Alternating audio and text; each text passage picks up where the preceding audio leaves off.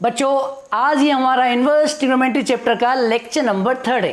Hope आपने पिछले दोनों लेक्चर देख लिए होंगे, उसी के बाद ये लेक्चर देख रहे होंगे। अगर आपने ये नहीं किया है तो बहुत बड़ी भूल कर रहे हो। जी हाँ बच्चों, हर लेक्चर सीक्वेंस में देखना जरूरी है। तो सबसे पहले दौड़िए, भागिए और पिछले दोनों लेक्चर देख के आइए, तो ही ये लेक्चर समझ में आएगा, अदरवाइज कुछ भी समझ में नहीं आएगा। तो बच्चों दोनों लेक्चर की लिंक नीचे डिस्क्रिप्शन बॉक्स में दे रखी है, वहां से आप देख सकते हैं, या फिर ऊपर आई बटन दिख रहा है उसको क्लिक करके भी आप दोनों वीडियो देख सकते हैं। तो चलिए बच्चों आज के लेक्चर को स्टार्ट करते हैं। तो बच्चों मैं हूं संदीप कानोड़िया और आप सभी का स्वागत है आपके प्यारे चैनल संदीप कोचिंग क्लासेस पर। बच्चों आज का लेक्चर बहुत ही बढ़िया होने वाला है। आज के लेक्चर में आपको बताने जा रहा हूं questions based on inverse trigonometry function. आज हम ढेर सारे क्वेश्चन डिस्कस करेंगे। तो चलिए बिना देर किए क्वेश्चन स्टार्ट करते हैं। तो फटाफट कॉपी पेन लेकर बैठ जाइए। बच्चों क्वेश्चन स्टार्ट करने से पहले कुछ ग्राफ का एनालिसिस कर ले, क्योंकि क्वेश्चंस या तो साइन इनवर्स में होगा, या तो कॉस इनवर्स में होगा, या टेन इनवर्स में होगा, कॉट इनवर्स में होगा, या सेक इनवर्स में होगा, या कॉसिक इनवर्स में होगा। तो सबसे पहले आपको हर ग्राफ का थोड़ा बहुत एनालिसिस कर लेना चाहिए। तो हम सबसे पहले सारे ग्राफ का 1 बाय 1 एनालिसिस करते हैं। तो बच्चों सबसे पहले आता है graph number 1, y equal to sine inverse x। बच्चों इसका जो ग्राफ होता है वो -π/2 और +π/2 के बीच में होता है। इसका जो ग्राफ होता है वो -π/2 और +π/2 के बीच में होता है y एक्सिस में, और इसका जो ग्राफ होता है वो x एक्सिस में -1 और +1 के बीच में होता है। तो बच्चों इसका जो ग्राफ बनेगा वो ऐसा बनेगा, यहाँ से एक लाइन बनाओ, यहाँ से एक लाइन बनाओ और इस टाइप का उल्टा फ बना दो। ठीक है बच्चों, इस टाइप का उल्टा फ बना दो। बच्चों अगर आप इस ग्राफ को देखें तो ये जो ग्राफ है वो graph y equal to sine inverse x का है। अब बच्चों इसमें दो वेरिएबल है, एक तो x है और एक y है। तो जो x होता है वो डोमेन होता है, जो y होता है वो रेंज होता है। ठीक है बच्चों, अब आप बताओ डोमेन मतलब x, तो ये जो ग्राफ है वो x में कितनी स्पेस कवर कर रहा है, मतलब ये ग्राफ x पर कितने से कितने तक है, -1 से 1। तो बच्चों इसका जो डोमेन हुआ -1 से 1 हुआ, मतलब -1 भी है +1 भी है और इसके बीच की सारी वैल्यू है। तो हम इसको x के टर्म में लिखते हैं, x लाइज बिटवीन -1 टू +1, मतलब जो x की वैल्यू है वो -1 और 1 के बीच में होना चाहिए। ठीक है, अब आते हैं रेंज पर।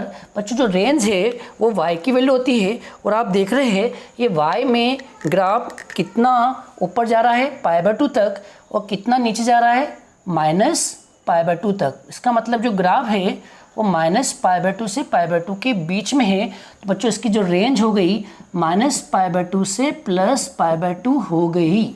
इसका मतलब इसको अगर y के टर्म में लिखे तो जो y है वो -π/2 और +π/2 के बीच में है।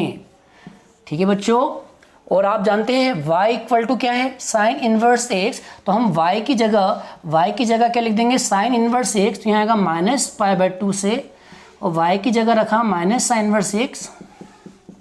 ठीक है, अब बच्चों ध्यान से मेरी बात सुनना कि क्वेश्चन साइन इनवर्स x में आएगा, और जो साइन इनवर्स x में जो x है वो x -1 और 1 के बीच में होना चाहिए। मतलब ये जो x है इसकी वैल्यू -1 और 1 के बीच में होना चाहिए। ठीक है, और बच्चों इसका जो आंसर आएगा, मतलब इसका जो y का आंसर आएगा, मतलब जो साइन इनवर्स x का आंसर आएगा वो आंसर -π/2 π/2 के बीच में होना चाहिए। मतलब जो आंसर आएगा वो -π/2 और π/2 के बीच में होना चाहिए। ठीक है बच्चों, तो हो आपको ये समझ में आ गया होगा। तो बच्चों ध्यान रखना जो x की वैल्यू है -1 और 1 के बीच में होना चाहिए, और जो इसका आंसर आएगा, मतलब जो y का आंसर आएगा वो -π/2 π/2 के बीच में होना चाहिए। इतना आया समझ में बच्चों। चलिए अब हम नेक्स्ट बढ़ते हैं, अब हम नेक्स्ट ग्राफ की ओर बढ़ते हैं। तो हमारा नेक्स्ट ग्राफ है बच्चों हमारा नेक्स्ट ग्राफ है y equal to cos inverse x। तो बच्चों हमारा नेक्स्ट ग्राफ है y equal to cos inverse x। इसका जो ग्राफ बनेगा बच्चों वो 0 से पाई के बीच में बनता है।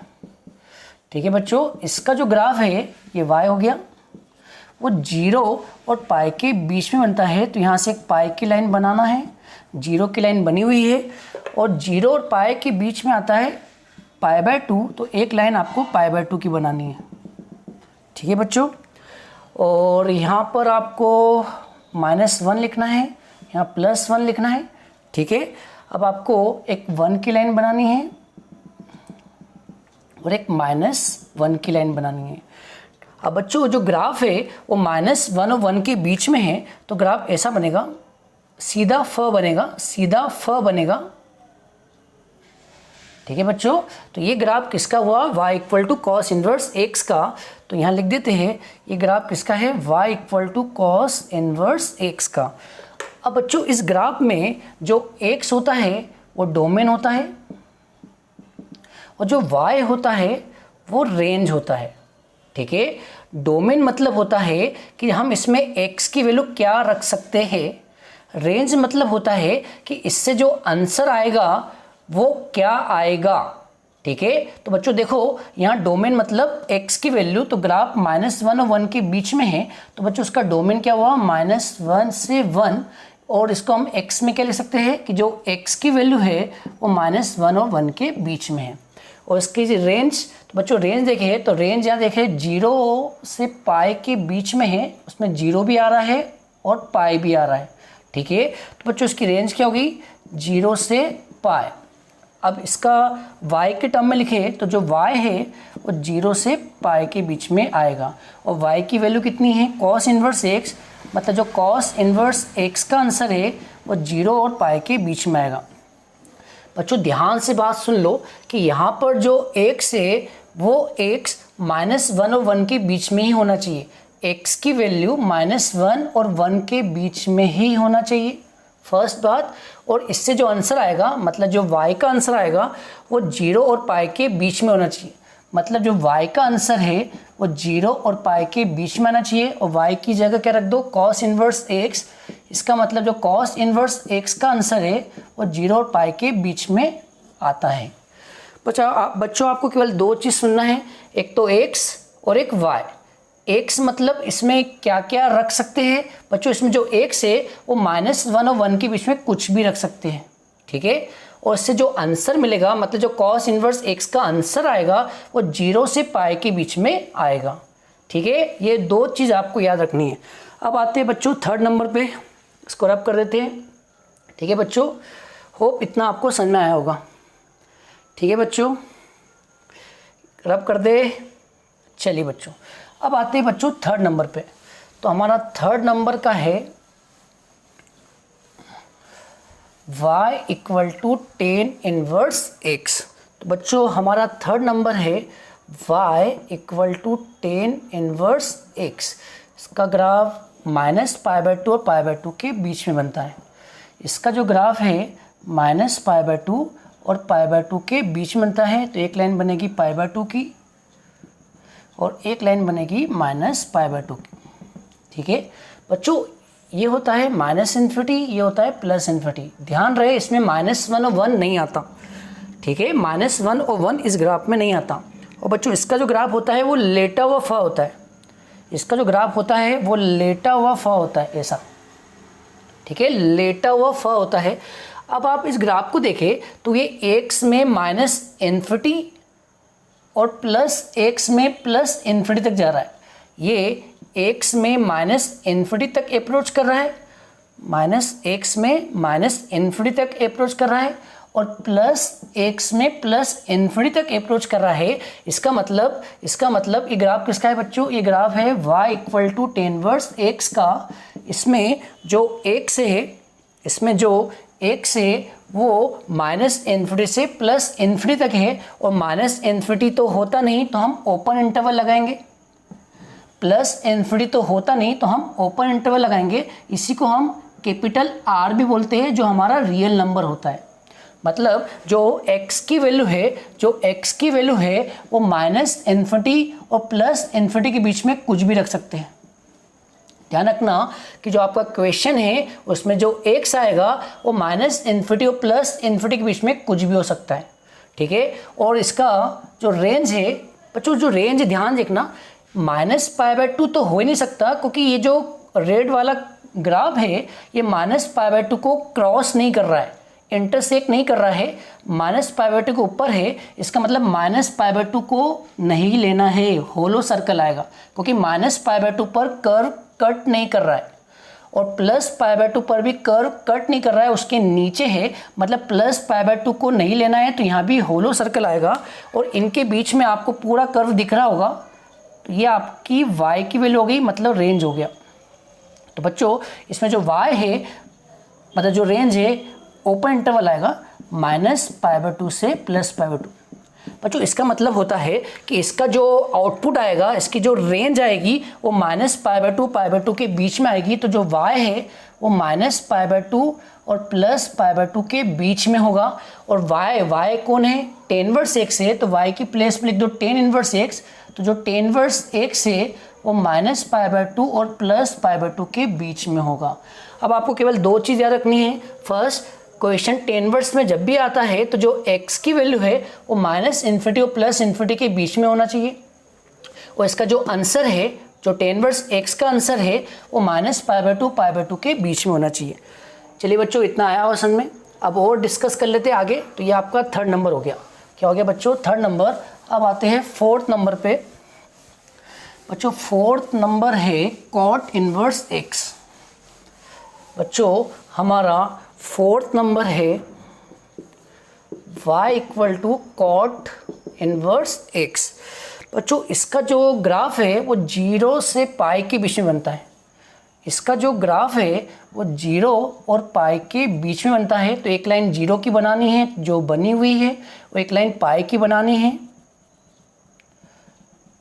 बीच में आता है π/2।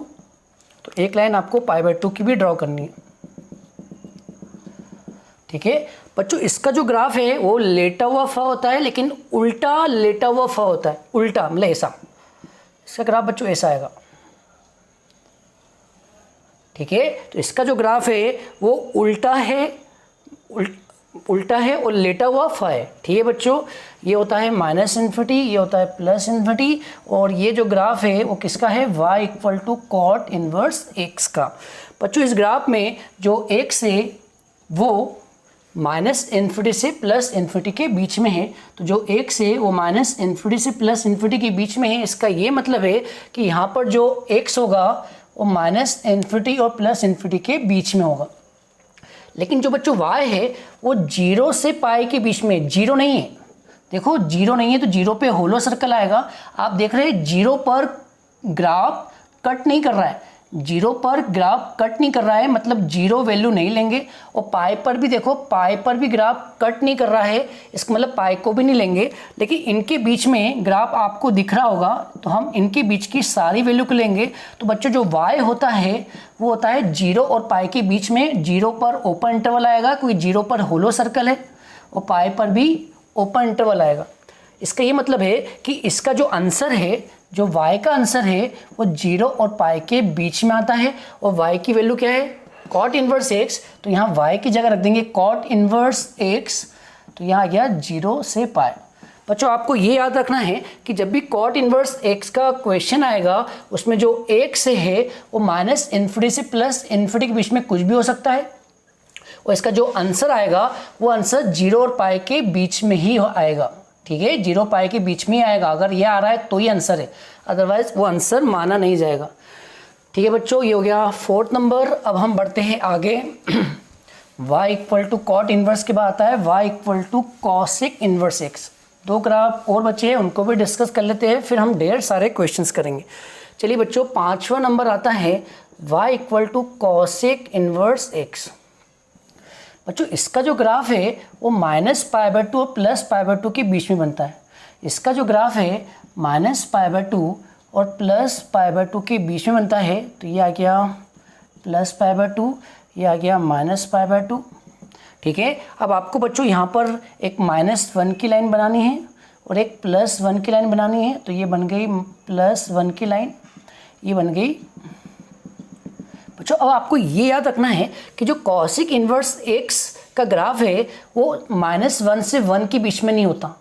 पूछो क्यों? क्योंकि -1 से 1 के बीच में साइन इन्वर्स x का ग्राफ होता है और इन दोनों की आपस में बनती नहीं। साइन इन्वर्स x और कॉसिक इन्वर्स x की आपस में बनती नहीं। तो बच्चों ये जो पोर्शन है ये साइन इन्वर्स x ने रिजर्व कर रखा है। तो ये साइन इन्वर्स x का ग्राफ यहाँ बनता है। तो कॉसिक इन्वर्स x का ग्राफ यहाँ नहीं बनेगा क्योंकि इनकी बनती नहीं। तो कॉसिक इन्वर्स x का ग्राफ आजू बाजू बनेगा, ये ध्यान रखना। ठीक है, तो कॉसिक इन्वर्स x का ग्राफ यहाँ नहीं बनता, इनकी इस साइड बनता है। अब वो कैसा बनता है वो आपको मैं बता दूँ। सबसे पहले आपको यहाँ पर किसका घर है? साइन इन्वर्स x का। तो आपको यहाँ पर साइन इन्वर्स x का ग्राफ बनाना है जो उल्टा फ बनता है। ठीक है बच्चों, ये बन रहा है साइन इन्वर्स x का ग्राफ।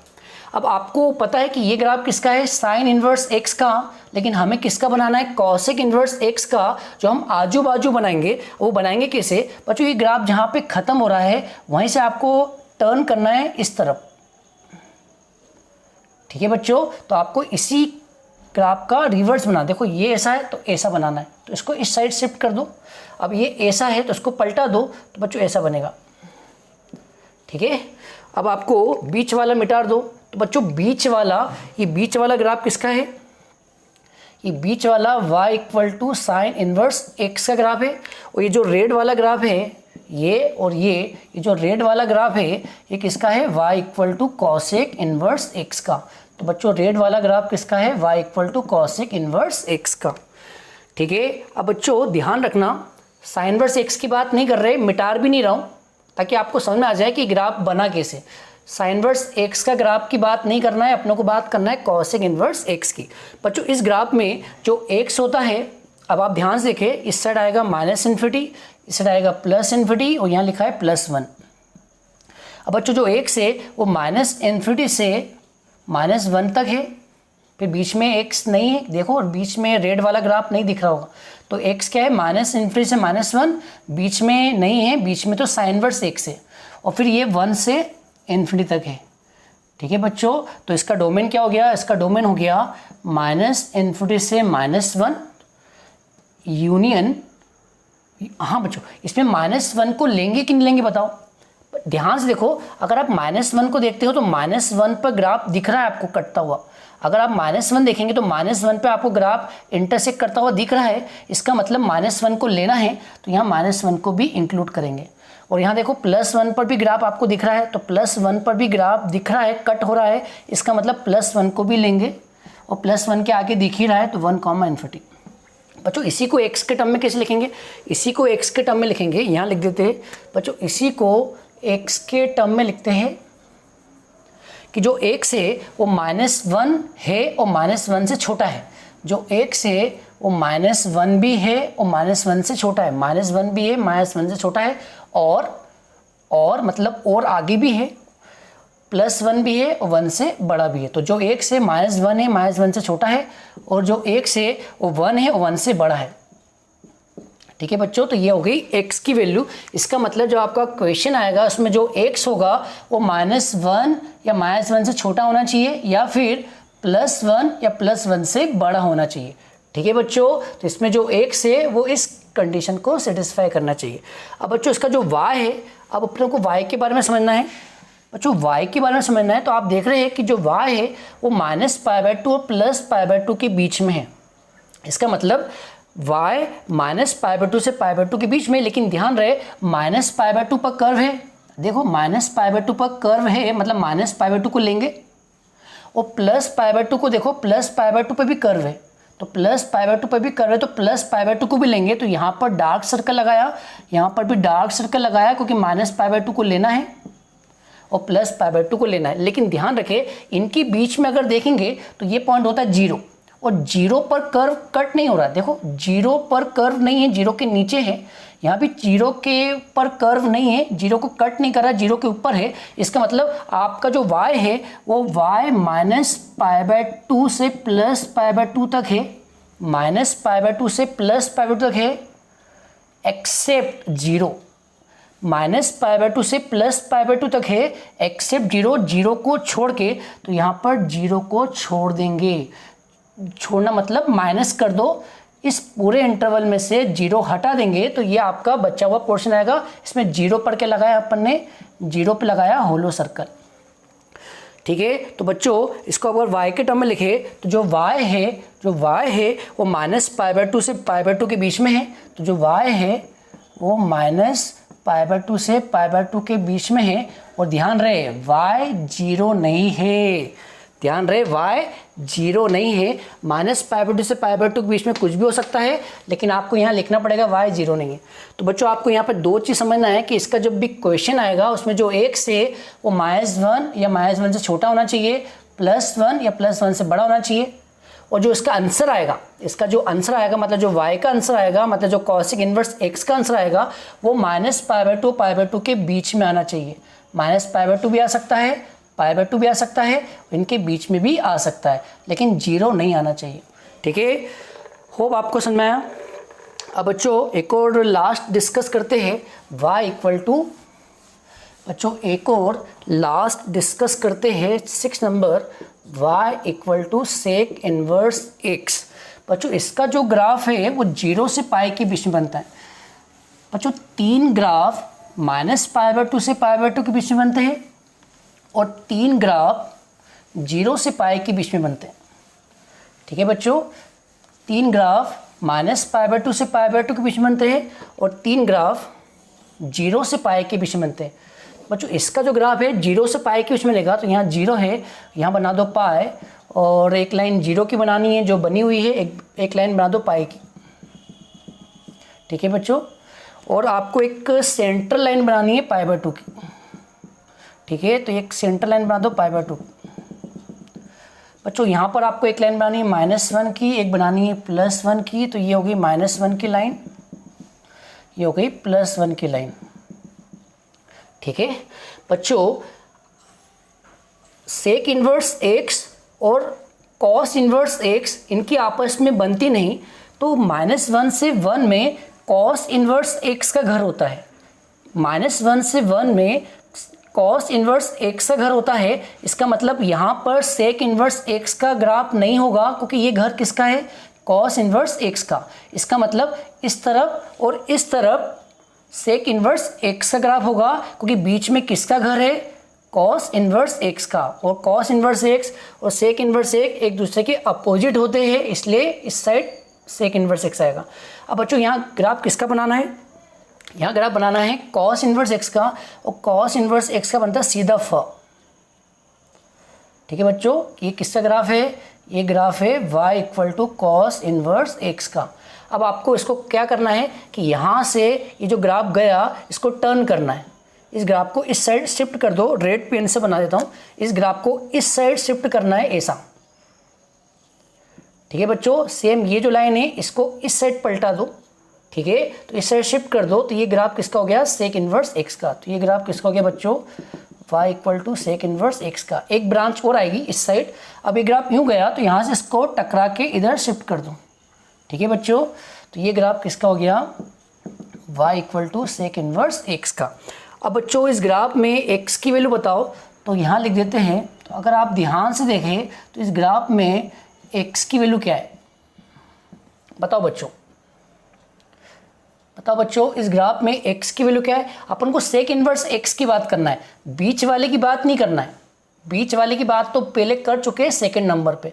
अपने को बात करना है सेक इनवर्स x की। तो जो x की वैल्यू है, आप देखिए ये जो ग्राफ है वो -∞ से -1 के बीच में है, और -1 पर भी ग्राफ दिख रहा होगा। तो -1 पर भी आपको ग्राफ की वैल्यू दिख रही है, इसका मतलब -1 को लेना है। तो जो x की वैल्यू है वो -∞ से -1 के बीच में है, पे बीच में नहीं है। देखो बीच में आपको सेक इनवर्स x का ग्राफ नहीं दिख रहा है और आपको ये स्किप करना है, आगे बढ़ो। अब देखो 1 को लेना है कि नहीं, 1 को लेना है, क्योंकि 1 पर भी ग्राफ की वैल्यू आ रही है और 1 से आगे तक है, इन्फिनिटी तक है। तो बच्चों यहाँ यूनियन लिखेंगे और 1 से इन्फिनिटी। ठीक है, अब बच्चों इसी को x के टर्म में कैसे लिखेंगे, इसको x के टर्म में लिखेंगे -1 होना चाहिए, उससे कम होना चाहिए। तो -1 होना चाहिए, उससे कम होना चाहिए। ठीक है बच्चों, -1 होना चाहिए, उससे कम होना चाहिए, और +1 होना चाहिए और उससे ज़्यादा होना चाहिए। तो +1 होना चाहिए, उससे ज़्यादा होना चाहिए। तो बच्चों ये हो गई x की वैल्यू। x की वैल्यू हमें ये बताती है कि जो क्वेश्चन है उसमें जो x आएगा वो -1 या उससे छोटा होना चाहिए, +1 या उससे बड़ा होना चाहिए। और जो y की वैल्यू है बच्चों, ये y को देखो, y 0 और पाई के बीच में है। y मतलब वर्टिकल लाइन, तो जो y है 0 और पाई के बीच में है। लेकिन बच्चों 0 है कि नहीं? 0 है, क्योंकि 0 पर आपको ग्राफ दिख रहा होगा। ठीक है, तो बच्चों 0 पर आपको ग्राफ दिख रहा है तो 0 को कंसिडर करेंगे, और पाई पर भी आपको ग्राफ दिख रहा है तो पाई को भी कंसिडर करेंगे। लेकिन बच्चों π/2 पर देखो, π/2 पर ग्राफ कट नहीं कर रहा है, π/2 के ऊपर है, इधर π/2 के नीचे है, मतलब π/2 पर ग्राफ की कोई वैल्यू नहीं, तो π/2 को नहीं लेना है। तो यहाँ होलो सर्कल आएगा, तो बीच की सारी वैल्यू आ जाएगी सिवाय 0 को छोड़ के। बच्चों सारी वैल्यू आ जाएगी 0 को छोड़ के। तो यहाँ पर जो y हुआ वो 0 और पाई के बीच में हुआ, तो 0 को लेना है, पाई को भी लेना है, लेकिन π/2 को नहीं लेना है, तो π/2 को माइनस कर दो। अब बच्चों इसको y के टर्म में कैसे लिखेंगे? इसी को y के टर्म में कैसे लिखेंगे? y के टर्म लिखेंगे कि 0 हो सकता है, पाई हो सकता है, उनके बीच की सारी वैल्यू हो सकती है, बस आपको π/2 नहीं लेना है। ठीक है बच्चों, होप आपको इतना समझ में आया होगा। चलिए बच्चों फटाफट से ये टेबल भी हम डिस्कस कर लेते हैं। इन्वर्स ट्रिग्नोमेट्री के जितने भी क्वेश्चंस है वो क्वेश्चंस या तो साइन इन्वर्स में होंगे, या कॉस इन्वर्स में होंगे, या टेन इन्वर्स में होंगे, या कॉट इन्वर्स में होंगे, या कॉसेक इन्वर्स में होंगे, या सेक इन्वर्स में होंगे। चाहे कितने ही क्वेश्चन बन जाए, चाहे करोड़ों क्वेश्चन बन जाए, लेकिन उनकी जो थीम है वो इन्हीं पर बेस्ड होगी। Sine inverse, cos inverse, tan inverse, cot inverse, cosec inverse, sec inverse, इसके अलावा और कोई क्वेश्चन नहीं बन सकता। तो बच्चों ध्यान ही रखना कि अगर कोई क्वेश्चन साइन इन्वर्स x में हो तो उसमें जो x है वो x -1 और 1 के बीच में होना चाहिए। मतलब जो इनपुट है, मतलब जो x है वो -1 और 1 के बीच में होना चाहिए। अगर बीच में है तो ही आंसर निकलेगा, अदरवाइज नहीं आंसर निकलेगा। जो सेकेंड कॉस इन्वर्स x है, इसमें जो x है मतलब जो इनपुट है वो भी -1 और 1 के बीच में ही होना चाहिए। ध्यान रखना कि जो क्वेश्चन में जो कॉस इन्वर्स आ रहा है उसका जो एंगल है वो x -1 और 1 के बीच में होना चाहिए। अगला आता है टेन इन्वर्स x। बच्चों इसमें जो x है मतलब जो इनपुट है वो -∞ और +∞ के बीच में कुछ भी हो सकता है। x -∞ और +∞ के बीच में कुछ भी हो सकता है। और इसमें जो x है वो भी -∞ और +∞ के बीच में कुछ भी हो सकता है। बच्चों जो कॉसेक इन्वर्स x में जो x है मतलब जो इनपुट है वो -1 या -1 से छोटा होना चाहिए, +1 या +1 से बड़ा होना चाहिए, यही होना चाहिए। इसके अलावा कुछ आता है तो इसका आंसर नहीं निकल सकता। और सेक इन्वर्स x में भी यही है, -1 और -1 से छोटा होना चाहिए, +1 या +1 से बड़ा होना चाहिए। ठीक है बच्चों, तो ध्यान रखना डोमेन मतलब इनपुट, जो x है वो होता है डोमेन। अब आता है रेंज। रेंज को हम प्रिंसिपल वैल्यू भी बोलते हैं और इसका एक और नाम है आउटपुट।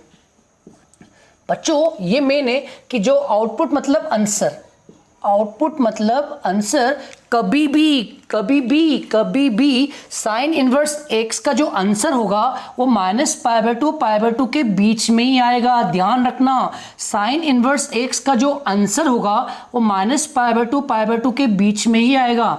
-π/2 भी हो सकता है, +π/2 भी हो सकता है, और इनके बीच में ही होगा, इसके अलावा नहीं हो सकता। मैं फिर से कह रहा हूँ कि ये जो आंसर है साइन इन्वर्स x का वो -π/2 से +π/2 तक हो सकता है। वैसे कॉस इन्वर्स x का आंसर 0 से लेकर पाई तक हो सकता है, इसके अलावा आंसर आए तो गलत होगा। और टेन इन्वर्स x का आंसर -π/2 और π/2 के बीच में आएगा। ठीक है, इन्हीं के बीच में आएगा, अदरवाइज आंसर रॉन्ग होगा। कॉट इन्वर्स x का आंसर 0 और पाई के बीच में होगा, 0 नहीं हो सकता, पाई नहीं हो सकता, इनके बीच में चल जाएगा। यहाँ भी π/2 नहीं हो सकता, -π/2, यहाँ π/2 नहीं हो सकता, इनके बीच में चल जाएगा। कॉसेक इन्वर्स x का आंसर -π/2 हो सकता है, +π/2 हो सकता है, उनके बीच में कुछ भी हो सकता है, बट 0 नहीं हो सकता। ध्यान रखना 0 नहीं हो सकता। सेक इनवर्स एक्स का आंसर 0 से लेकर पाई तक कुछ भी हो सकता है, पर ध्यान रहे पाई/2 नहीं हो सकता। ठीक है बच्चों, तो ये आपको टेबल समराइज कर लो, याद कर लो, रट लो, क्वेश्चन इसी से बनेंगे। तो बच्चों अब हम ढेर सारे क्वेश्चंस करेंगे, तो चलिए बच्चों हम क्वेश्चंस करते हैं। तो ये रहा पहला क्वेश्चन। तो बच्चों करते हैं first question, find the principal value of following. ठीक है, तो ये आपका फर्स्ट क्वेश्चन है। तो बच्चों फर्स्ट क्वेश्चन है साइन इनवर्स 1/√2। ठीक है, तो बच्चों हमारा फर्स्ट क्वेश्चन है साइन इनवर्स 1/√2। मैंने अभी भी कहा कोई भी क्वेश्चन से, इस चैप्टर की कोई भी क्वेश्चन से वो इन्हीं 6 में आएंगे। तो बच्चों यहाँ क्वेश्चन क्या आ रहा है, साइन इनवर्स मतलब पहला वाला आ रहा है। अब इसमें ध्यान रखना कि जो x की वैल्यू है -1 और 1 के बीच में होना चाहिए। तो चेक कर लो 1/√2 आप कैलकुलेटर से कैलकुलेट करो तो जो आंसर आएगा वो डेसिमल आएगा, और ये वैल्यू -1 और 1 के बीच में आ रही है। इसका मतलब ये क्वेश्चन सही है, क्योंकि x क्या होना चाहिए, -1 और 1 के बीच में होना चाहिए। तो यहाँ पर जो x है -1 और 1 के बीच में है, मतलब इसका आंसर आएगा। और जो साइन इनवर्स x का आंसर आएगा, मतलब इस पूरे क्वेश्चन का आंसर आएगा, वो -π/2 π/2 के बीच में होना चाहिए। अब आंसर कैसे निकालते हैं ध्यान सुनना। 1/√2 किस एंगल पर साइन की वैल्यू होती है, 1/√2 किस एंगल पर साइन की वैल्यू होती है। तो मैं यहाँ लिख के बता दूँ, तो बच्चों अगर आपको पता हो साइन π/4 1/√2 होता है। साइन π/4 कितना होता है, 1/√2। इसका मतलब ये जो 1/√2 है वो किस एंगल पे आ रहा है, π/4 पे। तो इसका आंसर हो गया π/4। ठीक है, और ये बिल्कुल वैलिड आंसर है, क्योंकि जो π/4 है वो -π/2 π/2 के बीच में आता है। π/4 -π/2 और π/2 के बीच में आता है। तो बच्चों पहला क्वेश्चन हो चुका है।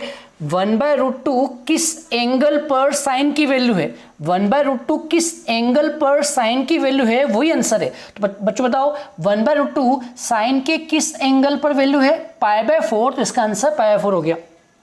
अगर नहीं समझ में आया है तो यहाँ से देख लो, π/4 को यहीं रहने दो, साइन को उधर ले जाओ, π/4 को यहीं रहने दो, साइन को उधर ले जाओ, तो ये स्टेप आएगी। π/4 को यहीं रहने दो, साइन को उधर ले जाओ, तो बच्चों ये स्टेप आएगी। तो पहला क्वेश्चन हो चुका है। अब हम बढ़ते हैं सेकंड क्वेश्चन की ओर। चलिए बच्चों, तो ये रहा हमारा question number second. Question number second है साइन इनवर्स 1/2। ठीक है, तो बच्चों ये रहा साइन वर्स में जो x है -1 और 1 के बीच में होना चाहिए। तो चेक कर लो कि यहाँ पर जो x है वो 1/2 है, और जो 1/2 होता है वो 0.5 होता है, और वो -1 के बीच में आ रहा है, मतलब एंगल सही है, मतलब ये वाला एक सही है, इनपुट सही है, इसका आंसर आएगा। अब बच्चों जो आंसर है -π/2 π/2 के बीच में होना चाहिए। तो जल्दी बताओ 1/2 किस एंगल पर साइन की वैल्यू होती है, जल्दी बताओ 1/2 किस एंगल पर साइन की वैल्यू होती है। तो आंसर है साइन π/6। बच्चों आंसर क्या है, साइन π/6। बच्चों आंसर क्या है, साइन π/6। अगर आपको टेबल पता हो साइन की तो ही आप ये सवाल कर सकते हैं, टेबल नहीं पता तो नहीं कर सकते। तो बच्चों बताओ 1/2 किस एंगल पर साइन की वैल्यू है, π/6। साइन π/6 होता है 1/2। ठीक है बच्चों, और हम इसी को आंसर में लिख देंगे। तो यहाँ एंगल क्या आ रहा है, π/6, तो यहाँ आएगा आंसर π/6। ठीक है, तो सबके आंसर एंगल में आते हैं, सबके आंसर किस में आते हैं, एंगल में, और एंगल रेडियन में होना चाहिए। ठीक है, आप यहाँ पर 30 डिग्री मत लिख देना, 30 डिग्री मत लिख देना, यहाँ पर 30 डिग्री मत लिख देना, ये लिखने का गलत तरीका है। ठीक है, 30 डिग्री मत लिख देना, लिखने का गलत तरीका है। तो बच्चों यहाँ पर 30 डिग्री को रेडियन में बोलते हैं π/6, और यहाँ पर भी आंसर क्या आएगा, π/6। अब आप चेक कर लो, जो आंसर आ रहा है साइन वर्स का -π/2 π/2 के बीच में आ रहा है क्या, चेक करो। जी हाँ, π/6 -π/2 π/2 के बीच में होता है। चेक करने का तरीका बता दूँ, π/6 होता है 30 डिग्री, π/6 क्या होता है 30 डिग्री, और -π/2 होता है -90 डिग्री। पाई बाय 2 होता है प्लस 90 डिग्री, और माइनस 90 डिग्री और प्लस 90 डिग्री के बीच में 30 डिग्री तो आएगा ही। तो बच्चों यहाँ पर हमारा क्वेश्चन नंबर 2 खत्म होता है। अब लिखिए क्वेश्चन नंबर 3। तो बच्चों क्वेश्चन नंबर 3 है साइन इनवर्स 1। क्या आंसर, क्वेश्चन क्या है, साइन इनवर्स 1। तो बच्चों यहाँ पर पहले x को चेक कर लो कि जो x है -1 से 1 के बीच में होना चाहिए। तो यहाँ पर x की वैल्यू 1 है और यहाँ पर 1 आना चाहिए, मतलब यहाँ इक्वल टू 1 है, इसका मतलब सही है, मतलब जो x की वैल्यू है 1 भी हो सकती है। तो ये क्वेश्चन आपका सही है, वैलिड क्वेश्चन है। अब इसका जो आंसर है -π/2 के बीच में होना चाहिए। तो जल्दी बताओ 1 किस एंगल पर साइन की वैल्यू होती है, जल्दी बच्चों बताओ 1 किस एंगल पर साइन की वैल्यू होती है। तो आंसर है 90 डिग्री। 1 किस एंगल पर साइन की वैल्यू होती है, तो आंसर है 90 डिग्री। 90 डिग्री होता है π/2। आया समझ में। तो आपका एंगल क्या है, π/2। तो बच्चों इसका जो आंसर है वो एंगल होता है, तो यहाँ लिखेंगे π/2। ठीक है बच्चों, अब चेक कर लो जो π/2 है वो इस रेंज में आ रहा है। जी हाँ आ रहा है, π/2 भी आंसर हो सकता है। तो यहाँ पर हम लिखेंगे कि ये आंसर सही है, क्योंकि जो π/2 है वो -π/2 और +π/2 के बीच में आ रहा है। चलिए बच्चों 3 क्वेश्चन हो चुके हैं। अब लिखिए क्वेश्चन नंबर 4। बच्चों क्वेश्चन नंबर 4 है साइन इनवर्स -1/2। बच्चों क्वेश्चन नंबर 4 है साइन इनवर्स -1/2। कभी भी अंदर माइनस आ जाए तो बच्चों माइनस वाला फॉर्मूला लगा देना, जो मैंने आपको पिछली क्लास में लिखवाया था। याद है बच्चों, माइनस का फॉर्मूला याद है, किसको याद है जल्दी से बताओ, बोलो। माइनस वाला फॉर्मूला होता है माइनस साइन इनवर्स x। तो बच्चों अब आपको ये वाला फॉर्मूला ऊपर लगा दो। तो बच्चों सीधा सा है कि ये वाला माइनस को आगे लिख दो। तो यहाँ पर माइनस को आगे लिखेंगे तो माइनस साइन इनवर्स 1/2। ठीक है बच्चों, अब आप बताओ माइनस साइन चल रहा है बाहर, माइनस साइन चल रहा है बाहर, और साइन इनवर्स 1/2 का देखो अभी आपने आंसर निकाला है। माइनस साइन को माइनस साइन लिखा, और देखो साइन इनवर्स 1/2 का आंसर क्या है π/6। तो इसकी जगह लिख दो π/6, तो आ गया माइनस का π/6। अब चेक कर लो ये आंसर वैलिड है कि नहीं। तो बच्चों आंसर आ रहा है -π/6। अब आपको चेक करना है कि जो -π/6 है -π/2 के बीच में आता है। जी हाँ आता है, तो यहाँ लिख देंगे -π/6 आता है, तो बिलोंग्स टू -π/2 +π/2। कर लो चेक। -30 डिग्री -90 और 90 के बीच में आता है। तो बच्चों 4 क्वेश्चन हो चुके हैं। आया समझ में, रब कर दूं। तो बच्चों 4 क्वेश्चन हो चुके हैं। अब हम करते हैं 5वां नंबर का क्वेश्चन। होप आपको समझ में आ रहा होगा। तो बच्चों ये लिखिए 5वां क्वेश्चन। Cos inverse 1/2। चलिए बच्चों अब क्वेश्चन कॉस इनवर्स में आ रहा है, इसको रब कर देते हैं। अब बच्चों नेक्स्ट क्वेश्चन कॉस इनवर्स में आ रहा है, तो आपको ये वाला रो देखनी है। तो कॉस इनवर्स में कभी भी क्वेश्चन आए तो इसमें जो x होता है -1 और 1 के बीच में होता है। तो चेक कर लो, इसमें जो x है -1 और 1 के बीच में आ रहा है। जी हाँ बच्चों, x -1 और 1 के बीच में आ रहा है, मतलब ये एक वैलिड क्वेश्चन है, इसका आंसर निकल सकता है। ठीक है, अब बच्चों ये तो हो गया चेक करने का कि आंसर आ सकता है। अब बच्चों जो आंसर है वो 0 से पाई के बीच में होना चाहिए। आंसर क्या होना चाहिए, 0 से पाई के बीच में होना चाहिए। तो जल्दी से बच्चों बताओ 1/2 कॉस की किस एंगल पर वैल्यू होती है। 1/2 कॉस की किस एंगल पर वैल्यू होती है, जो एंगल होगा वही यहाँ पर आंसर होगा। ठीक है बच्चों, इसका आंसर हमेशा एंगल में आता है। जितने भी इनवर्स ट्रिग्नोमेट्री होते हैं इन सबका आंसर किस में आता है, एंगल में आता है। तो बच्चों बताओ 1/2 कॉस के किस एंगल पर वैल्यू है, 60 डिग्री। किस पर, 60 डिग्री। और बच्चों 60 डिग्री को हम रेडियन में क्या लिखते हैं, 60 डिग्री को लिखते हैं π/3। तो बच्चों ये जो π/3 है वही यहाँ पर आंसर है। अब आपको चेक करना है कि जो π/3 है वो 0 से पाई के बीच में आ रहा है। जी हाँ बच्चों आ रहा है, तो यहाँ लिखेंगे π/3 belongs to 0 comma pi. Check कर लो, 0 मतलब 0 डिग्री, पाई मतलब 180 डिग्री, 0 और 180 डिग्री के बीच में 60 डिग्री तो आता ही है, मतलब ये आंसर हो गया। चलिए बच्चों 5 क्वेश्चन हो गए, अब करते हैं क्वेश्चन नंबर 6।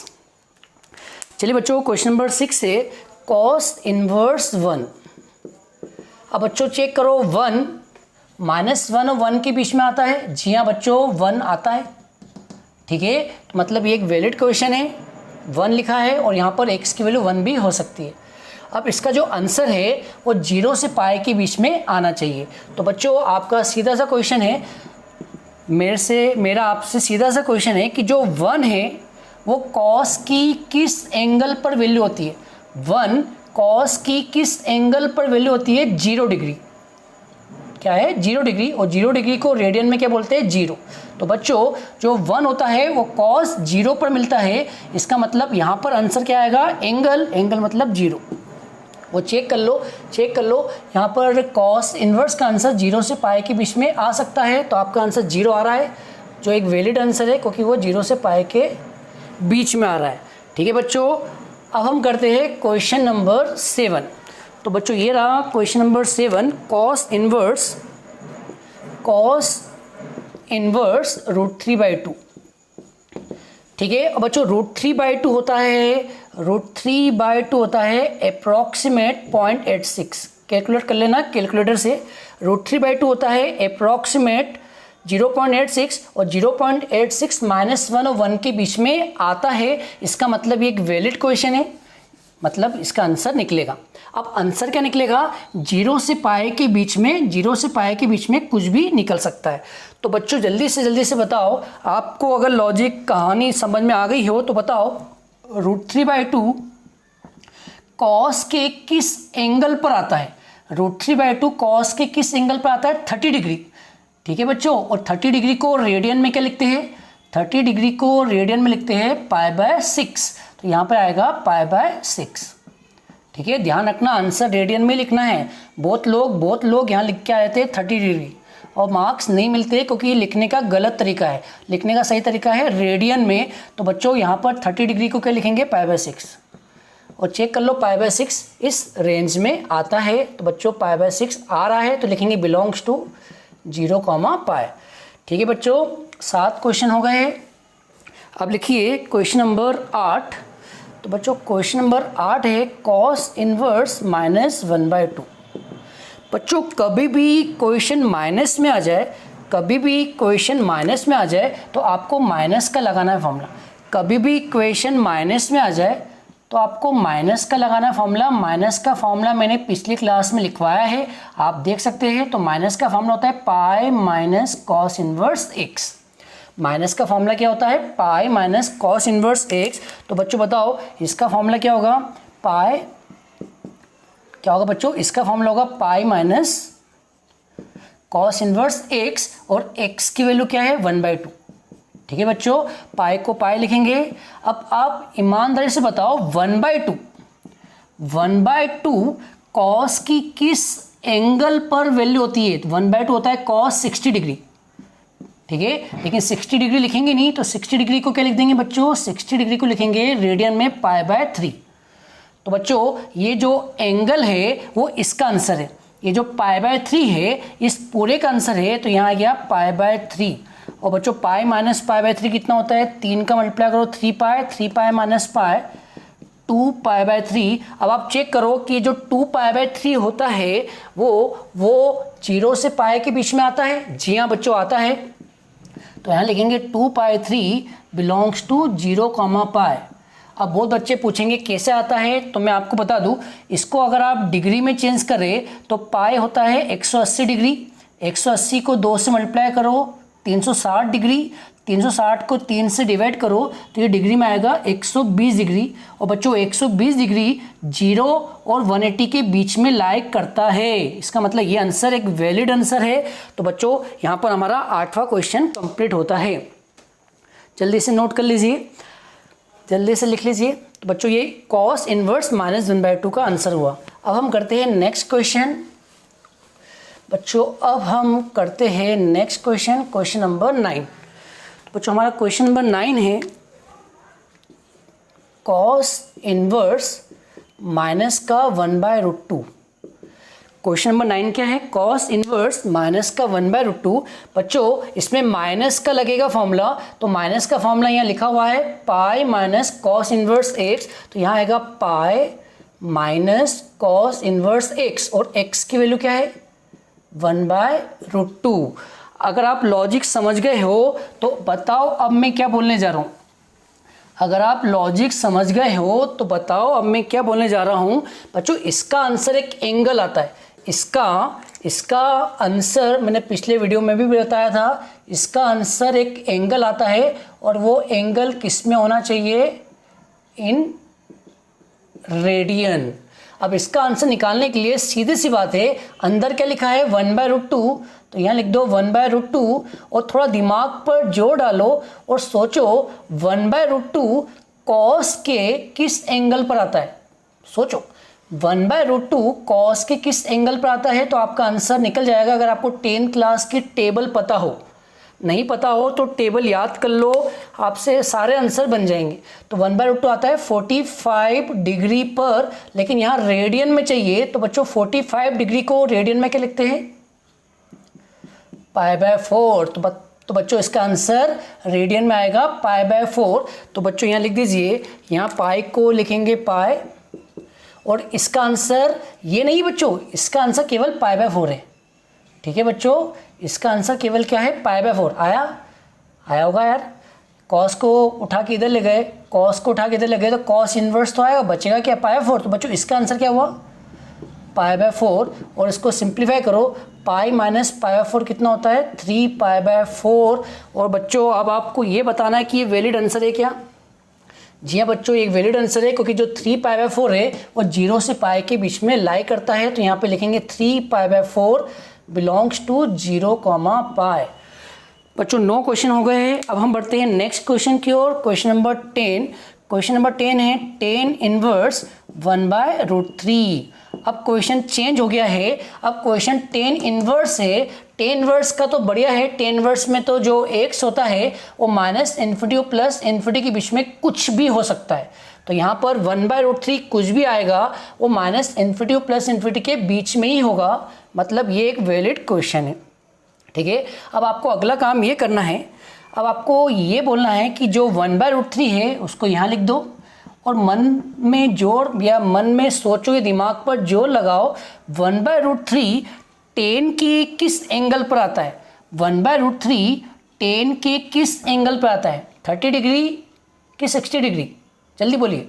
30 डिग्री। जी हाँ बच्चों, 1/√3 आता है 30 डिग्री पर, लेकिन डिग्री में नहीं लिखना है, आपको किस में लिखना है, रेडियन में। तो यहाँ आएगा π/6। तो बच्चों इसका आंसर आ गया π/6। अब अपनों को चेक करना है कि जो tan इनवर्स होता है उसका आंसर -π/2 और π/2 के बीच में आ रहा है कि नहीं। तो देख लीजिए, तो आपका आंसर आ रहा है π/6, जो -π/2 और π/2 के बीच में लाई करता है, क्योंकि π/6 होता है 30 डिग्री, और ये होता है -90 डिग्री, ये होता है +90 डिग्री, इनके बीच में 30 डिग्री ऑब्वियस आएगा। ठीक है बच्चों, 10 क्वेश्चन हो चुके हैं। अब हम करते हैं 11वां क्वेश्चन। ये रहा question number 11, tan inverse -√3। tan inverse -√3। बच्चों कभी भी क्वेश्चन माइनस में आ जाए, तो आपको माइनस का लगाना है फॉर्मूला, जो मैंने पिछली क्लास में लिखवाया था। तो माइनस का फॉर्मूला होता है -tan इनवर्स x। तो बच्चों ये वाला फॉर्मूला यहाँ लगा दो, तो क्या आएगा -tan इनवर्स x, और x कितना है √3। ठीक है बच्चों, इस माइनस को चलने दो। अब आप समझ गए होंगे मैं क्या बोलने जाऊँगा। मैं बोलूँगा √3 tan के किस एंगल पर होता है, √3 tan के किस एंगल पे होता है। तो बताओ 30 डिग्री कि 60 डिग्री, 60 डिग्री, क्योंकि tan 60 होता है √3, लेकिन डिग्री में नहीं लिखना है। तो बच्चों डिग्री में नहीं लिखना है, तो रेडियन बताओ, 60 डिग्री का रेडियन होता है π/3। तो बच्चों इस पूरे का आंसर क्या होगा, एंगल, और इस पूरे में एंगल कौन है, π/3। तो यहाँ आएगा π/3। तो आपका आंसर क्या, -π/3। अब आपको बताना है कि ये सही है गलत। इसके लिए आपको यहाँ पर टेबल में देखना है, -π/2 π/2 के बीच में आ रहा है क्या, -π/3 -π/2 इसमें आ रहा है, तो -π/3 belongs to open interval. Open interval देख लो, यहाँ पे इक्वल टू नहीं लगा है, इक्वल टू नहीं लगता है तो ओपन इंटरवल आता है, तो -π/2 और +π/2 के बीच में आ रहा है। अब लिखिए 12th नंबर क्वेश्चन। तो बच्चों यहाँ पर हमारे 11 क्वेश्चन हो चुके हैं। अब करते हैं क्वेश्चन नंबर 12। बच्चों क्वेश्चन नंबर 12 है tan इनवर्स -1। तो बच्चों जल्दी जल्दी बता दो, माइनस का फॉर्मूला क्या होता है? माइनस का फॉर्मूला होता है माइनस आगे आ जाता है, तो ये माइनस आगे आ जाएगा, तो tan इनवर्स 1। अब जल्दी बताओ, डायरेक्ट बता दो, डायरेक्ट बता दो, अगर बता सकते हो तो बताओ। 1 किस एंगल पे आता है? 1 tan के किस एंगल पर आता है? 45 डिग्री, और 45 डिग्री होता है π/4। ठीक है, और ये वैलिड आंसर है। जी हाँ बच्चों, ये एक वैलिड आंसर है, क्योंकि बिलोंग्स टू के लिखेंगे -π/2 +π/2। ठीक है, तो हमारे 12 क्वेश्चन हो गए। अब करते हैं नेक्स्ट क्वेश्चन, क्वेश्चन नंबर 13। तो बच्चों क्वेश्चन नंबर 13 है, क्वेश्चन नंबर 13 है tan इनवर्स 1। अब जल्दी बताओ, 1 tan के किस एंगल पर आता है? 1 tan के किस एंगल पर आता है? 45 डिग्री। बस 45 डिग्री मत लिख देना, ये गलत तरीका है। तो इसका सही तरीका क्या होगा? इसका सही तरीका होगा π/4, और π/4 एक वैलिड आंसर है, क्योंकि π/4 -π/2 से +π/2 के बीच में बिलोंग करता है। चलिए बच्चों क्वेश्चन नंबर 14 पे आते हैं। क्वेश्चन नंबर 14 है cot इनवर्स √3। Cot inverse √3। तो जल्दी से बच्चों बताओ, कॉट इनवर्स का सवाल आ गया है। कॉट इनवर्स में जो x होता है -∞ से +∞ के बीच में लाई करना चाहिए। तो जी हाँ बच्चों, √3 -∞ और +∞ के बीच में लाई कर रहा है, मतलब कि ये वैलिड क्वेश्चन है। अब इसका आंसर 0 से π के बीच में आना चाहिए। अब बच्चों ध्यान से सुनना, √3 कॉट की किस वैल्यू पे आता है? √3 कॉट की किस वैल्यू पे आता है? तो आपका आंसर आएगा 30 डिग्री। क्यों? क्योंकि आपने 10th में पढ़ा है tan 30 होता है 1/√3, और उसका उल्टा कर देंगे तो cot 30 होगा √3। तो बच्चों √3 किस एंगल पे आता है? √3 30 डिग्री पर आता है, और 30 डिग्री को हम किस में लिखेंगे? रेडियन में। तो 30 डिग्री होता है π/6। तो इसका आंसर क्या होगा बच्चों? π/6। अब आपको चेक करना है कि जो cot इनवर्स x का आंसर है वो 0 से π के बीच में आ रहा है कि नहीं। तो चेक कर लो, जी हाँ आ रहा है, तो π/6 बिलोंग्स टू 0, π। ठीक है, तो 14 क्वेश्चन हो चुके हैं। अब करते हैं क्वेश्चन नंबर 15। बच्चों क्वेश्चन नंबर 15 है cot इनवर्स -1/√3। अब बच्चों जल्दी से बताओ, कभी भी माइनस आ जाए, कभी भी माइनस आ जाए तो माइनस का फॉर्मूला आपको मैंने पिछली क्लास में लिखवाया है। इसका फॉर्मूला होता है π - cot इनवर्स x। होप आपको याद होगा, तो इसका फॉर्मूला लगा दो π - cot इनवर्स x। तो cot इनवर्स x, और x की वैल्यू क्या है? x की वैल्यू 1/√3। अब बच्चों पाई को पाई लिखेंगे। अब सोचो 1/√3 यहाँ लिख देते हैं, 1/√3 कॉट के किस एंगल पर आता है? सोचिए 60 डिग्री। क्यों? क्योंकि tan 60 डिग्री होता है √3, ऑब्वियस। उसका उल्टा करेंगे तो cot 60 आएगा 1/√3। तो बच्चों 60 डिग्री और 60 डिग्री को रेडियन में क्या लिखेंगे? π/3। तो इसका आंसर आएगा एंगल, और एंगल किस में होना चाहिए? रेडियन में। तो यहाँ आएगा π/3, और π - π/3 होता है 3π 2π/3। अब आपको चेक करना है कि 2π/3 0 से π के बीच में आ रहा है। जी हाँ आ रहा है, तो यहाँ लिख दीजिए 2π/3 बिलोंग्स टू 0 से π। ओपन इंटरवल आएगा 0 से π। ठीक है बच्चों, 15 क्वेश्चन हो गए। अब करते हैं नेक्स्ट क्वेश्चन की ओर, क्वेश्चन नंबर 16। तो बच्चों हमारा नेक्स्ट क्वेश्चन है question number 16, cosec inverse 2। cosec inverse 2। तो जल्दी से बच्चों बताओ, अब इस पर आ गए cosec इनवर्स x।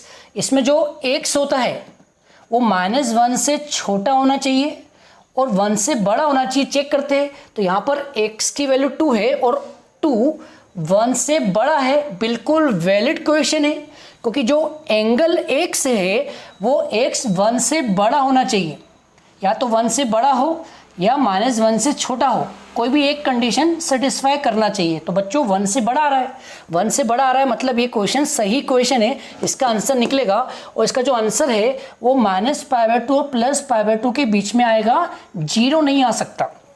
तो बच्चों सीधी सी बात, आपको बस इतना दिमाग पर जोर लगाना है, आपको बस इतना दिमाग पर जोर लगाना है, दूसरे कलर के पेन से लिख दूँ, इतना दिमाग पर जोर लगाना है कि ये जो 2 है, ये जो 2 है कॉसेक के किस एंगल पर आता है, 2 कॉसेक के किस एंगल पर आता है। अगर आपको नहीं आता तो आप साइन का लिख ले, साइन 30 डिग्री होता है 1/2, साइन 30 डिग्री 1/2, तो कॉसेक 30 डिग्री इसका रेसिप्रोकल होगा 2/1 मतलब 2। तो बच्चों 2 कब आता है, 30 डिग्री पर, और 30 डिग्री को रेडियन में क्या बोलते हैं, 30 डिग्री को रेडियन में बोलते हैं, कम ऑन बोलो, π/6। तो इसका आंसर आएगा π/6। और चेक कर लो π/6 इस इंटरवल में आ रहा है, तो यहाँ लिखेंगे π/6 किस इंटरवल में आ रहा है, -π/2 से +π/2 के बीच में आ रहा है, और 0 नहीं होना चाहिए। तो 0 नहीं होना चाहिए तो माइनस करके ऐसा लिख देंगे, माइनस और कर्ली ब्रैकेट में 0। ठीक है बच्चों, तो हमारे 16 क्वेश्चन हो गए। अब हम करते हैं क्वेश्चन नंबर 17। तो बच्चों क्वेश्चन नंबर 17 है कॉसेक इनवर्स माइनस का √2, कॉसेक इनवर्स माइनस का √2। बच्चों कभी भी क्वेश्चन माइनस में आ जाए, तो अभी बोला, कभी भी क्वेश्चन माइनस में आ जाए तो माइनस का लगाना है फॉर्मूला, इसका होता है माइनस कॉसेक इनवर्स x। क्या होता है बच्चों इसका फॉर्मूला, कॉसेक इनवर्स माइनस का होता है माइनस कॉसेक इनवर्स x, तो इसका क्या आएगा, माइनस कॉसेक इनवर्स x, और x की वैल्यू क्या है, √2। ठीक है बच्चों, अब आप सोचो √2 कब आता है, मुझे तो आ गया है याद, √2 होता है कॉसेक 45 डिग्री पर, और 45 को क्या बोलते हैं, π/4। बस आपको ये π/4 ही यहाँ कॉपी करना है, तो यहाँ क्या है π/4। अब आप चेक करो -π/4 इस इंटरवल में आ रहा है, बिल्कुल आ रहा है, क्योंकि 45 डिग्री है ना, तो -45 डिग्री -90 और 90 के बीच में तो आता ही है। तो बच्चों यहाँ लिखेंगे -π/4 आ रहा है, -π/2 से +π/2 के बीच में, और वो 0 नहीं होना चाहिए, तो बिल्कुल 0 भी नहीं है, तो यहाँ लिखेंगे -0। ठीक है बच्चों, तो हमारे 17 क्वेश्चन हो गए। अब हम करते हैं क्वेश्चन नंबर 18। तो बच्चों क्वेश्चन नंबर 18 है सेक इनवर्स 2/√3। अब जल्दी से बच्चों बताओ, सेक इनवर्स ये रहा। अब सेक इनवर्स क्या बोलता है कि जो x है वो -1 से छोटा होना चाहिए और 1 से बड़ा होना चाहिए। तो चेक कर लो, तो 2/√3, तो बच्चों 2 और √3 होता है 1.7, और बच्चों 2 को 1.7 से डिवाइड करेंगे तो ऑब्वियसली 1 पॉइंट कुछ आएगा। 2 को 1.7 से डिवाइड करेंगे तो 1 पॉइंट कुछ समथिंग आएगा, 1 पॉइंट समथिंग मिलेगा। इसका मतलब जो 2/√3 है वो 1 से बड़ा है, और 1 से बड़ा होना चाहिए। इसका मतलब ये क्वेश्चन सही है, मतलब जो 2/√3 है वो 1 से बड़ा आ रहा है, मतलब जो x है उसकी कंडीशन सही है। और इसका जो आंसर है 0 से पाई के बीच में होना चाहिए। तो चलो देख लेते हैं। तो बच्चों जल्दी बताओ, 2/√3 सेक के किस एंगल पे आता है, नहीं पता होगा तो आप सेक का उल्टा सोच लो, कॉस 30 डिग्री होता है √3/2। तो बच्चों सेक 30 डिग्री क्या होगा, सेक 30 डिग्री होगा इसका रेसिप्रोकल 2/√3। इसका मतलब 2/√3 कब मिलेगा, 30 डिग्री एंगल पर, और 30 डिग्री को क्या बोलते हैं रेडियन में, π/6। तो इसका आंसर आ गया π/6। ठीक है बच्चों, अब हम आते हैं क्वेश्चन नंबर 19 पर। बच्चों क्वेश्चन नंबर 19 है सेक इनवर्स -2। क्वेश्चन नंबर 19 क्या है, सेक इनवर्स -2। तो इसको रब कर देता हूँ। बच्चों सेक इनवर्स -2, तो जल्दी से बताओ माइनस का सेक इनवर्स का फॉर्मूला क्या होता है। बच्चों माइनस का फॉर्मूला होता है इसका pi minus sec inverse x। तो तो ये वाला फॉर्मूला लगा दो, ये वाला फॉर्म लगा दो, तो यहाँ आएगा pi minus sec inverse x, और एक्स कितना है 2। बच्चों बताओ जल्दी से, 2 कब होता है? 2 होता है 60 डिग्री पर, ठीक है। 2 कब होता है? 60 डिग्री पर, और 60 डिग्री को रेडियन में क्या बोलते हैं? पाई/3, और पाई माइनस पाई/3 होगा 2π/3। अब आप चेक कर लो, जो 2π/3 है वो इस रेंज में आ रहा है? जी हाँ आ रहा है। तो यहाँ लिख दीजिए, 2π/3 बिलोंग्स टू 0 से पाई आ रहा है, और π/2 नहीं होना चाहिए। जी हाँ π/2 नहीं है, ये π/2 है क्या? ठीक है बच्चों, यहाँ लिखना भूल गए, यहाँ भी लिख दो। π/6 रेंज में आ रहा है, तो π/6 बिलोंग्स टू 0, पाई, और π/2 नहीं होना चाहिए, तो हाँ π/2 नहीं है, तो सही जा रहे हैं अपन। ठीक है बच्चों, तो ये हो गए क्वेश्चन, सबके हो गए। अब कुछ क्वेश्चन JEE और NDA के पॉइंट ऑफ व्यू से बता दूँ बच्चों, कुछ क्वेश्चन JEE और NDA के पॉइंट ऑफ व्यू से बता दूँ वहाँ पर क्या होता है। चलिए तो नेक्स्ट क्वेश्चन करते हैं, क्वेश्चन नंबर 20। बच्चों क्वेश्चन नंबर 20 है कॉस इनवर्स पाई। बताओ बच्चों, आपको मैं 10 सेकंड का टाइम देता हूँ, इसका आंसर क्या होगा? सोचिए सोचिए बच्चों, इसका आंसर क्या होगा? कन्फ्यूजन हो गया ना? कंफ्यूज हो गया ना? मैंने पहले ही कहा था JEE का नाम आ गया है, NDA का नाम आ गया, मतलब कन्फ्यूजन आ गया है। बच्चों यहाँ पर एंगल कितना है? पाई, मतलब x की वैल्यू क्या है? पाई। सुनो ध्यान से, यहाँ पर एंगल x है, यहाँ पर पाई है, इसका ये मतलब हुआ कि जो आपकी x की वैल्यू है वो पाई है। बच्चों ध्यान सुनना, पाई की वैल्यू होती है 3.14। पाई की वैल्यू क्या होती है? 3.14, और यहाँ क्लियर लिखा है कि जो x की वैल्यू है वो -1 और 1 के बीच में आना चाहिए। तो ये जो x की वैल्यू है वो -1 और 1 के बीच में नहीं आ रही है, इसका मतलब ये एक इनवैलिड क्वेश्चन है, ये गलत क्वेश्चन है। क्वेश्चन तो सही है, लेकिन इसका आंसर पता क्या आएगा? इसका आंसर आएगा नॉट डिफाइन, मतलब इसका आंसर हमें मालूम ही नहीं। होप आपको समझ में आया हो, वापस समझा दूँ। यहाँ पर एंगल कितना है? पाई, तो x की वैल्यू होगी पाई, और पाई आप तो पता होगा 22/7 होता है, तो इसकी अप्रॉक्सीमेट वैल्यू होती है 3.14। लेकिन यहाँ पर जो x होना चाहिए वो -1 और 1 के बीच में होना चाहिए। तो चेक करो, 3.14 -1 और 1 के बीच में आता है क्या? नहीं आता है। तो 3.14 नॉट बिलोंग्स टू, इसका मतलब इसका आंसर नहीं निकाल सकते। जब नहीं निकाल सकते तो उसको क्या लिखते? Not defined. तो इसका आंसर हुआ नॉट डिफाइंड। होप आपको ये समझ में आ गया होगा।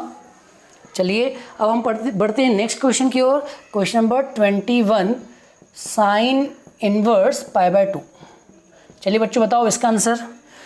साइन इनवर्स π/2, बोलिए बच्चों इसका आंसर क्या होगा? साइन इनवर्स पी/2। चलिए मैं ही बता देता हूँ। सबसे पहले तो आप बताओ इसमें x की वैल्यू क्या है? इसमें x की वैल्यू π/2 है। अब अपनों को चेक करना है कि जो x की वैल्यू है वो -1 और 1 के बीच में आ रही है कि नहीं आ रही है।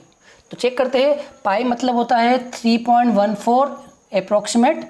इसको डिवाइड करो तो कुछ आएगा 2 1 जा 2, यहाँ पे आया 5 और एक और आएगा 1.57। ठीक है बच्चों, देख लेना कुछ गड़बड़ है। तो बच्चों यहाँ पर जो x की वैल्यू आ रही है 1.57 और 1.57 नहीं आता है। 1.57 इस इंटरवल में नहीं आ रहा है, तो लिखेंगे नॉट बिलोंग्स टू -1 से 1।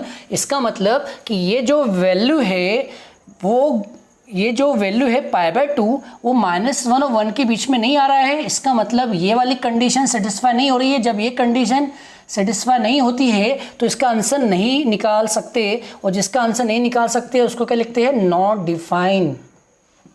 है बच्चों, तो इसका आंसर है नॉट डिफाइन। अब आते हैं क्वेश्चन नंबर 22 पे। बच्चों क्वेश्चन नंबर 22 है कॉस इनवर्स ई। कॉस इनवर्स ई, अब आपको बता दूं ये जो ई होता है वो अप्रॉक्सीमेट 2.7 अप्रॉक्सीमेट होता है। ये जो ई होता है उसकी वैल्यू अप्रॉक्सीमेट 2.71 होती है। तो बच्चों यहाँ आया कॉस इनवर्स 2.71। अब जल्दी से बताओ कॉस इनवर्स में x की वैल्यू क्या है? 2.71। क्या x की वैल्यू 2.71 होना चाहिए? नहीं होना चाहिए। x की वैल्यू -1 और 1 के बीच में होना चाहिए। लेकिन वो तो नहीं है, इसका मतलब इसका आंसर क्या हुआ, नॉट पॉसिबल। नॉट पॉसिबल भी लिख सकते हैं, नॉट पॉसिबल भी लिख सकते हैं। ठीक है बच्चों, अब आते हैं क्वेश्चन नंबर 23 पर। क्वेश्चन नंबर 23 है साइन इनवर्स ई। और बच्चों जो ई होता है वो अप्रॉक्सीमेट कितना होता है, 2.71। अब बताओ 2.71 एक्स की वैल्यू होना चाहिए क्या, नहीं होना चाहिए। 2.71 नहीं होना चाहिए, -1 और 1 के बीच में होना चाहिए। तो ये -1 1 के बीच में नहीं आ रहा है, तो ये वैल्यू -1 1 के बीच में नहीं आ रहा है, तो नहीं आ रहा है, इसलिए इसका आंसर नहीं हो सकता, नॉट पॉसिबल। ठीक है बच्चों, अब आते हैं क्वेश्चन नंबर 24। बच्चों क्वेश्चन नंबर 24 है साइन इनवर्स 1/3। अब आप चेक करो 1/3 कितना होता है। बच्चों 1/3 होता है 0.3333 होता है। तो बच्चों 1/3 होता है 0.33, और चेक करो 0.333 आ रहा है। जी हाँ बच्चों आ रहा है, आ रहा है, मतलब 0.333 किस में आ रहा है, -1 और 1 के बीच में आ रहा है। इसका मतलब इसका आंसर निकलेगा, लेकिन इसका आंसर क्या निकलेगा वो हमें नहीं पता, क्योंकि आपको 1/3 की वैल्यू पता ही नहीं कब होती है। तो बच्चों ये वैलिड क्वेश्चन है, क्योंकि 1/3 -1 और 1 के बीच में आ रहा है, इसका मतलब इसका आंसर पॉसिबल है, पॉसिबल है, लेकिन क्या है वो हमें नहीं पता। तो इसका आंसर पॉसिबल तो है, लेकिन हमें इसके बारे में नहीं पता, क्योंकि हमको 1/3 किस एंगल पर होता है वो हमें एग्जैक्ट नहीं पता। इसे कैलकुलेटर से निकाल सकते हैं, लेकिन एग्जाम में कैलकुलेटर अलाउ थोड़ी है। तो बच्चों इसका आंसर पॉसिबल है, लेकिन वो क्या है हमें नहीं पता। तो बच्चों इसका आंसर लिखे क्या, इसी को कॉपी कर दो। अगर इस टाइप का कोई क्वेश्चन आए जिसका आंसर पॉसिबल है तो क्या लिखेंगे, यही लिख दो। तो इसका आंसर आएगा बच्चों साइन इनवर्स 1/3। ठीक है, क्योंकि इसका आंसर निकाल नहीं सकते, हमें एग्जैक्ट पता नहीं। हमें तो केवल 30 डिग्री पता है, 45 डिग्री पता है, 60 डिग्री पता है। एक्चुअली इनके बीच में भी तो होते हैं 31 डिग्री, 32 डिग्री, 33 डिग्री, लेकिन उन पर हमें वैल्यू नहीं पता, इसलिए हम इसका आंसर नहीं बता सकते। ठीक है, इसका आंसर निकल सकता है लेकिन नहीं बता सकते। तो इसका आंसर क्या लिखेंगे, सेम इसी को लिख देंगे, इसका आंसर यही है। चलिए बच्चों अब आते हैं क्वेश्चन नंबर 24 हो गया, अब लिखिए क्वेश्चन नंबर 25। चलिए बच्चों क्वेश्चन नंबर 25 पे आते हैं। चलिए क्वेश्चन नंबर 25। तो बच्चों क्वेश्चन नंबर 25 है सेक इनवर्स 1/2। Sec inverse 1/2। अब जल्दी से बताओ बच्चों इस क्वेश्चन में एक्स की वैल्यू क्या है। एक्स की वैल्यू है 1/2, 1/2 होता है 0.5। अब सेक इनवर्स में एक्स की वैल्यू क्या होना चाहिए, एक्स की वैल्यू 1 से बड़ी होना चाहिए और -1 से छोटी होना चाहिए। तो बच्चों बताओ क्या ये वैल्यू 1 से बड़ी है, नहीं। क्या ये वैल्यू -1 से छोटी है, नहीं। इसका मतलब ये जो वैल्यू है नॉट बिलोंग्स टू, उसको कैसे लिखेंगे, इसको लिखेंगे -∞ से -1। बच्चों इसको कैसे लिखते हैं, -∞ से -1 यूनियन 1 से ∞। तो बच्चों 0.5 -∞ से -1 के बीच में नहीं आता है, यूनियन यहाँ पे स्क्वायर ब्रैकेट आएगा। तो बच्चों ये जो 0.5 है वो इस इंटरवल में नहीं आ रहा है, ना तो 1 से बड़ा है और ना तो -1 से छोटा है। इसका मतलब ये वाली कंडीशन सेटिस्फाई नहीं हो रही है। जब कंडीशन सेटिस्फाई नहीं होती तो इसका आंसर भी नहीं निकलेगा, और नहीं निकलने को बोलते हैं नॉट डिफाइंड या नॉट पॉसिबल। ठीक है बच्चों, तो इसका आंसर हुआ नॉट डिफाइंड। अब आते हैं क्वेश्चन नंबर 26 पर, tan इनवर्स ई। बच्चों यहाँ ई मतलब होता है 2.71, ई मतलब होता है 2.71 अप्रॉक्सीमेट, ई मतलब होता है 2.71। अब बच्चों जल्दी से मुझे बताओ ये जो 2.7 है एक्स की वैल्यू सही है या गलत है। जी हाँ बच्चों सही है, कि जो 2.7 है -∞ और +∞ के बीच में आ रहा है। इसका मतलब ये एक वैलिड क्वेश्चन है जिसमें एक्स की कंडीशन सेटिस्फाई है। लेकिन बच्चों इसका आंसर पता नहीं सकते। आप बता सकते हो 2.7 किस एंगल पे आ रहा है, इसका मतलब इसका आंसर पॉसिबल तो है, इसका आंसर पॉसिबल तो है, लेकिन हमें नहीं पता। और जब नहीं पता है तो इसका आंसर सेम ये लिख दो। तो बच्चों इसका आंसर क्या हुआ, tan इनवर्स ई। ठीक है बच्चों, आया इतना समझ में, है ना बच्चों, आया आपको समझ में इतना। चलिए बच्चों अब आगे बढ़ते हैं। बच्चों चलिए अब कुछ और क्वेश्चन करते हैं। तो अब लिखिए नेक्स्ट क्वेश्चन। चलिए बच्चों नेक्स्ट क्वेश्चन लिखिए। तो आपका नेक्स्ट क्वेश्चन है इवेलुएट कॉस इनवर्स -√3/2 + π/6। चलिए बच्चों ये वाला क्वेश्चन ट्राई करते हैं। तो बच्चों कॉस को तो कॉस लिखेंगे, इसमें माइनस का लगेगा फॉर्मूला।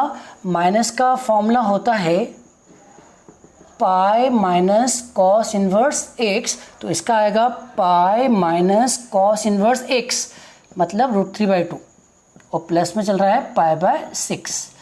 ये तो हो गया कॉस। अब बच्चों बताओ √3/2 किस एंगल पर कॉस की वैल्यू होती है? जी हाँ बच्चों 30 डिग्री। √3/2 किस एंगल पर होती है? 30 डिग्री। तो बच्चों इसका आंसर आया 30 डिग्री मतलब π/6 प्लस π/6, ये टर्म कैंसिल तो आया cos पाई, और बच्चों cos पाई होता है -1, तो यहाँ पे आंसर आ गया -1। चलिए बच्चों नेक्स्ट ट्राई करते हैं। नंबर देख लेना 20, पिछला वाला क्वेश्चन 26 था शायद, 26, तो ये हो गया 27। अब लिखिए क्वेश्चन नंबर 28। चलिए बच्चों क्वेश्चन नंबर 28 करते हैं। लिखिए बच्चों question number 28, sin π/3 minus sine inverse -1/2। चलिए बच्चों ये वाला क्वेश्चन ट्राई करते हैं। तो बच्चों साइन को तो साइन लिखा, π/3 को π/3 लिखा, और इसमें माइनस का लगाएंगे फॉर्मूला, तो ये माइनस बाहर आ जाएगा, माइनस माइनस प्लस, तो आएगा साइन इनवर्स 1/2। अब बच्चों थोड़ा दिमाग पर जोर लगाओ और सोचो, इसका आंसर एंगल आता है। सोचो 1/2 किस एंगल पर साइन की वैल्यू होती है? 1/2 किस एंगल पर होती है? 30 डिग्री। साइन 30 1/2 होता है, तो इसका आंसर हुआ 30 डिग्री, और 30 डिग्री को लिखते हैं π/6। अब बच्चों इन दोनों को प्लस करो तो एलसीएम आएगा 6, यहाँ पे आएगा 2 पाई, यहाँ पे आएगा पाई, और सिंप्लीफाई करो तो आएगा 3 π/6 मतलब π/2, और साइन π/2 होता है 1। ठीक है बच्चों, तो इसका आंसर आ गया +1। चलिए बच्चों एक क्वेश्चन और ट्राई करते हैं। क्वेश्चन 28 हो गया, एक क्वेश्चन और ट्राई करते हैं। क्वेश्चन नंबर 29, तो आएगा tan inverse cot inverse minus का √3। इसके 4 ऑप्शन हैं। ऑप्शन है पाई, सेकेंड है -π/2, ये है 0, और ये है 2√3। एक काम करते हैं बच्चों, ये वाला क्वेश्चन आपको होमवर्क देते हैं और आपको कमेंट में इसका आंसर बताना है। आपको जो जो ये वीडियो देख रहे हैं, आपको कमेंट करके इसका आंसर बताना है। अगर आपने इसका आंसर करा है तो आप बताएंगे ABCD में से कौन सा आंसर है। फटाफट आप कमेंट करके बता दीजिएगा, मैं आपके कमेंट में चेक कर लूँगा कितने लोगों ने सही आंसर दिया। तो बच्चों आज का वीडियो यहीं ख़त्म करते हैं। आज की वीडियो में बस इतना ही। नेक्स्ट वीडियो में और ढेर सारे क्वेश्चन लेके आएंगे। जी हाँ बच्चों, आपको रटवा देंगे, इतने सारे क्वेश्चन हम आपके सामने लेकर आएंगे। तो चलिए बच्चों, अब विदा लेने का टाइम हो गया। नेक्स्ट वीडियो में जल्दी मुलाकात होगी। Thank you for watching. Thank you so much.